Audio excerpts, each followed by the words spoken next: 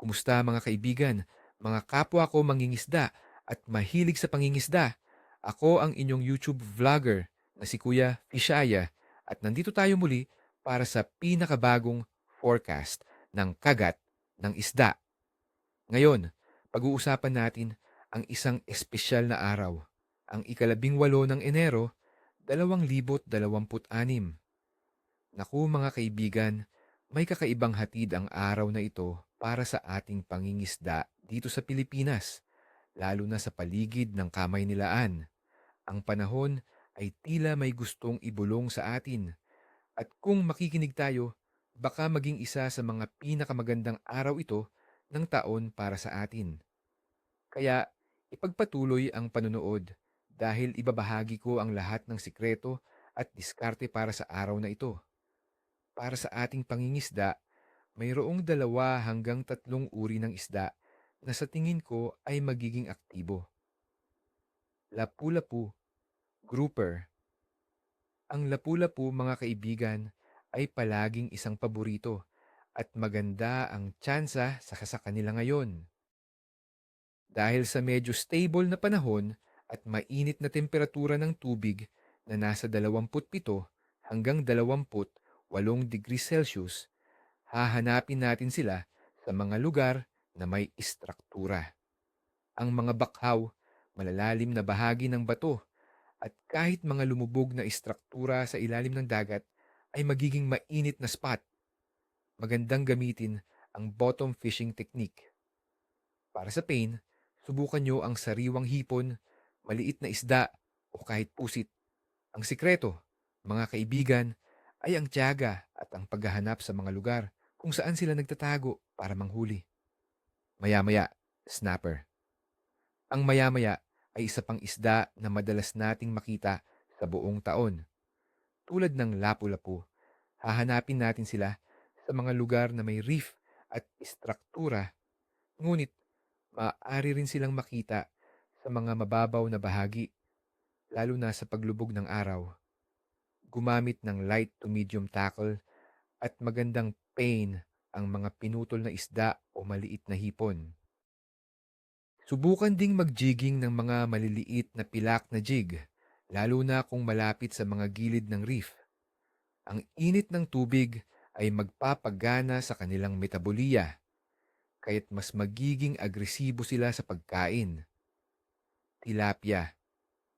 Para naman sa mga mahilig sa freshwater fishing, ang tilapia ay laging isang magandang opsyon, lalo na sa mga lawa at ilog sa Pilipinas. Dahil sa mainit na temperatura ng hangin na nasa pagitan ng 24 at 29 na degree Celsius, ang tilapia ay magiging aktibo sa mga mababaw na lugar na may halaman kung saan sila naghahanap ng pagkain. Gamitin ang float fishing or bottom fishing.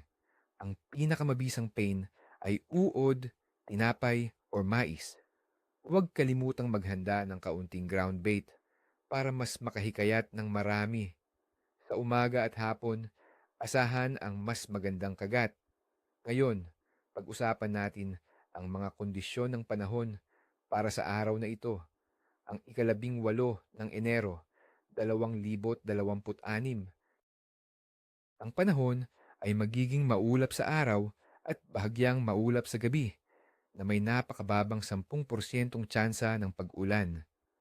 Ang temperatura ng hangin ay aabot sa 24 hanggang 29 na degree Celsius. Ang halumigmig ay nasa 76%, kaya asahan ang medyo maalinsangang pakiramdam, mga kaibigan. Ang hangin ay mahina hanggang katamtaman na may bilis na 7 hanggang 13 kilometro kada oras. Ang ganitong stable na panahon na may kaunting pagbabago sa presyo ng atmosfera ay paborable sa pangingisda dahil hindi ito nagdudulot ng stress sa isda. Ang temperatura ng tubig dagat sa paligid ng Kamay-Nilaan ay napakainit na nasa average na 27 hanggang 28 degree Celsius. Ang ganitong init ay perpekto para sa mga isdang tropikal na nagiging mas aktibo sa pagkain at paggalaw. Hindi gaanong nagbabago ang temperatura ng tubig na nangangahulugang mas komportable ang isda sa kanilang natural na kapaligiran. Pagdating sa bahagi ng buwan, ang ika-18 ng Enero 2026 ay magiging panahon ng bagong buwan. Alam kong maraming paniniwala tungkol sa bahagi ng buwan at sa bagong buwan, madalas na sinasabi ng matatanda na malalim ang kagat ng isda dahil sa malakas na agos at kakulangan ng liwanag sa gabi. Ito ay maaaring maghikayat sa ilang uri ng isda na manghuli sa araw dahil mas madilim ang gabi. Ito ay isang pagkakataon para sa atin na subukan ang iba't ibang diskarte, lalo na sa madaling araw at paglubog ng araw. Sa pangkalahatan, ang aktibidad ng isda ay inaasahang magiging katamtaman hanggang mahusay para sa araw na ito.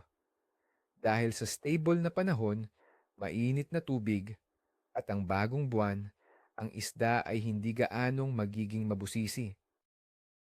Ang kagat ay magiging mas agresibo sa umaga at hapon, habang mas kalmado sa gitna ng araw dahil sa init. Hanapin ang mga isda sa mga istruktura at mga lugar na may kasaganahan ng pagkain. Ang kakulangan ng matinding pag-ulan at malakas na hangin ay makakatulong sa mas komportabling pangingisda. Kaya mga kaibigan, ni isang buntot, ni isang kaliskis, sana ay magtagumpay kayo sa inyong pangingisda. Huwag kalimutang i-like ang video na ito, mag-subscribe sa aking channel para sa mas marami pang tips at forecast, at i-share sa inyong mga kapwa mangingisda. Anong isda ang balak ninyong huliin sa araw na ito? Ibahagi ang inyong mga karanasan at diskarte sa comment section sa ibaba. Salamat sa panonood at hanggang sa susunod na huli.